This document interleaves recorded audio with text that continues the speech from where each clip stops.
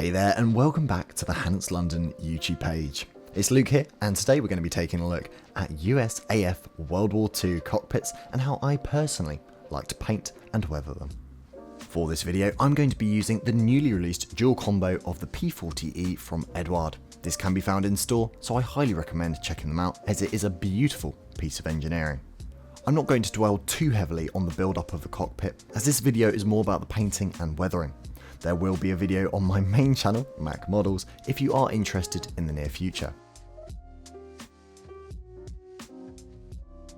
For cementing all of these pieces together, I'm going to be using Tamiya's extra thin cement. It is the backbone for any modeller's workbench. Now, the cockpit can be primed in Mr. Finishing Surfaces 1500 Black. This is a bestseller down at the shop and for good reason. It is beautifully smooth and creates a nice durable base for you to paint on top of. The main colour being used in the cockpit is Mr. Colour's C122, which is RLM 82. Although it might seem a little bit counterintuitive using a German colour for a US cockpit, I think this gives a really good representation of that iconic bronze green seen in a lot of the World War II cockpits. It is being applied using the pinpoint accurate Mr. Hobby Pro Comboy. I also use Mr. Levelling Thinner in my Mr. Hobby paints to give a really nice smooth finish. All the Mr. Hobby range and the Mr. Hobby brushes can be found down at the shop, so if you're intrigued to try some out and purchase some, let us know. The effect you can see on screen, called black basing, is a great way to bring tonal variation into your paintwork without too much effort at all. The only requirement is of course that black base and a little bit of patience picking out all of the fine details. And once it's blended in, it gives a really high level finish.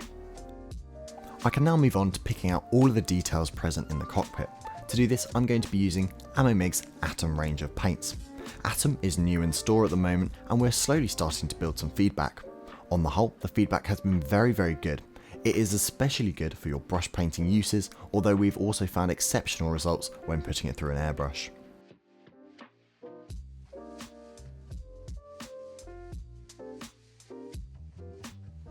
On to the weathering. I'm going to be using Amomig's Black Knight Panel Line Wash. This is being used to pick out all those lovely details and act as that first layer of grime in the cockpit.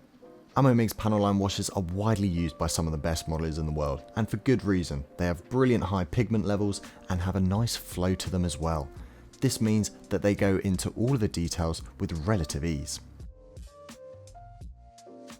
After leaving the panel wash to dry, I can use Tamiya's tightly woven cotton buds to remove any excess. The more you rub, the more subtle the effect will be here.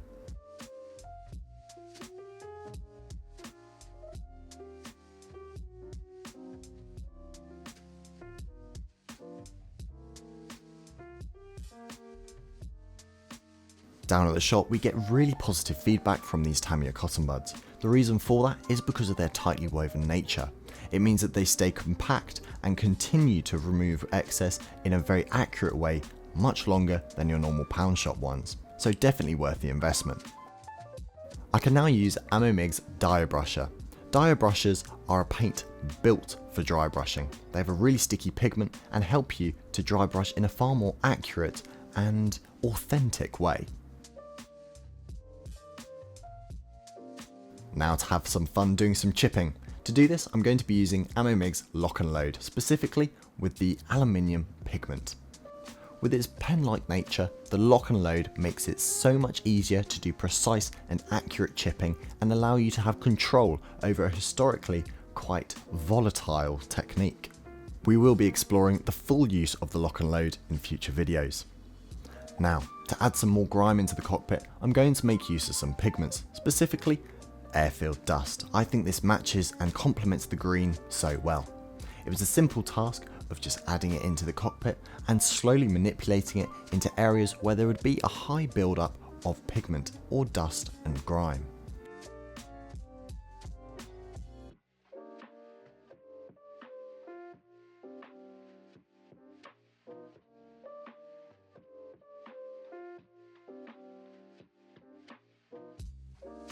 And with that, that was the painting and weathering all done and dusted, quite literally. All I had to do now was put the cockpit together. Luckily, these modern Eduard kits click together.